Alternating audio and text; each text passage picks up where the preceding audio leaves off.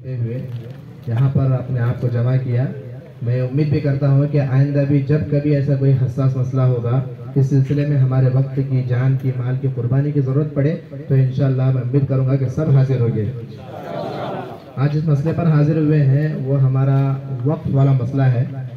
इस मसले की संगीनी मैं समझता हूँ कि मुझसे ज़्यादा आप जानते होंगे कि हिंदुस्तान के अंदर तकरीबन हमारे मुस्लिम रसूलुल्लाह के उलमा के कहने के मुताबिक 700 या 900 हज़ार एकड़ ज़मीन है हिंदुस्तान की, और कहा जाता है कि अगर इस ज़मीन का जितना पैसा निकलता है वो अगर मुसलमानों में खर्च किया जाए तो एक बड़ी तादाद जो भुखमरी की शिकार है, एजुकेशन से महरूम है और इसी तरह दूसरी ज़रूरियात से महरूम है और निचली सतह पर ज़िंदगी गुजार रही है, उनके मसले हल हो जाएंगे।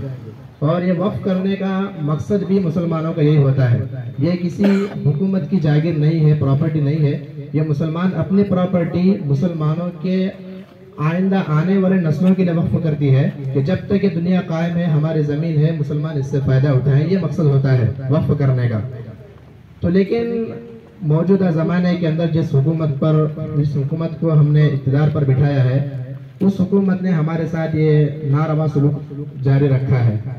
हमारी जो है प्रॉपर्टी पर कब्जा करना या इसी तरीके पर हमारे जो भी मसले हैं जिनके अंदर मुसलमानों को उलझा कर उनको दुनिया की तालीमात से दूर करना, उनके वक्त को बर्बाद करना, उनके एजुकेशन को ख़राब करना, उनको तकलीफ देना, गोया सुकून की ज़िंदगी से उनको दूर रखना, ये मकसद हुकूमत का बन चुका है। तो मैं अदबन गुजारिश करता हूँ हुकूमत से, हमारे सूबाई हुकूमत से भी कि इस वक्फ के जो बिल आने वाला है, अल्लाह ना करे कि ये बिल आए, लेकिन इस बिल के मुखालफत के अंदर मैं सूबाई हुकूमत से भी गुजारिश करूँगा कि वो हमारा साथ दें, क्योंकि हमने ही तुमको हुकूमत पर बिठाया है। अगर हम न थे तो आप भी न थे, तो आपकी जिम्मेदारी ये बनती है कि आप हमारा साथ दें। और मैं मरकज़ी हुकूमत से भी गुजारिश करूँगा कि मुसलमान इस मुल्क के शहरी हैं, इस मुल्क के बाय चॉइस शहरी हैं, हम यहाँ पर किराएदार नहीं हैं। तो मैं उनसे गुजारिश करूँगा कि हमको भी इस मुल्क के अंदर चैन सुकून से रहने दिया जाए और हमारी भी ज़िंदगी आला ज़िंदगी हो, इस तरह हमें यहाँ पर ज़िंदगी गुजारने की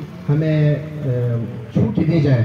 तो हुकूमत से गुजारिश है कि इस बिल को वापस लें और इस बिल के जो भी नुकसानात हैं वो सब हजरात जानते हैं। मैं आइंदा गुजारिश भी करूँगा कि आइंदा ऐसा कोई भी मसला हो जिससे इस मुल्क के शहरियों को तकलीफ होती हो तो इस ऐसे बिल को लाने में हुकूमत को बारहा सोचना चाहिए। हम गुजारिश करते हैं, आज हम प्रोटेस्ट के लिए यहाँ पर जमा हुए हैं, अगर ये हुकूमत बिल लाने की कोशिश करेगी तो इंशाअल्लाह इसके लिए आंदोलन भी होंगे, पुरअमन आंदोलन होंगे और हत्तल इम्कान ऐसी कोशिश की जाएगी कि हुकूमत बिल ना लाए, इसको वापस कर दी जाए। और हुकूमत के लिए भी यही खैर है, इसी बात में खैर है कि वो इस बिल को वापस लेकर मुसलमानों को अच्छी तरह सुकून के साथ रहने दिया जाए। मैं इसी बात पर अपनी बात को मुकम्मल करता हूँ। शुक्रिया मौलाना साहब।